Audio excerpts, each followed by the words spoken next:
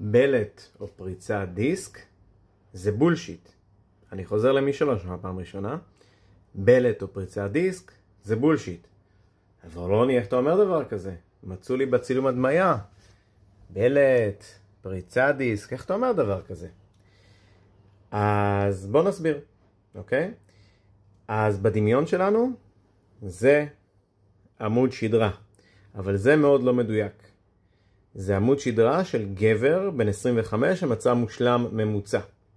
ולאחר מעל 100 שנה של מחקר, אלפי מחקרים, מאות אלפי נחקרים עם ובלי סימפטומים הראו שעמוד השדרה פשוט מזדקן ומתבלה עם הגיל. וכל עשור ועשור יותר ויותר בליה, אוקיי? לא רק של הדיסקים הבין חולייתיים, גם של החוליות, גם של הכל, ותמונות שעושות הפשטה, אבל כמה הדבר הזה הרבה יותר מורכב, אוקיי? אז תשימו לב, וזה גם הרבה יותר מורכב מזה. שימו לב, אוקיי? אין רק בלט או פריצה, יש הרבה יותר אופציות, וזה רק הדיסק הבין חולייתי, וזה עוד הפשטה, יש עוד אופציות, כן? והנה מכיוון אחר אני אראה לכם. אוקיי?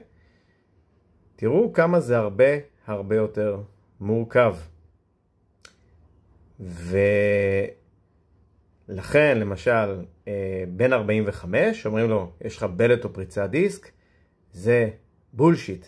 אוקיי? לא זו הבעיה.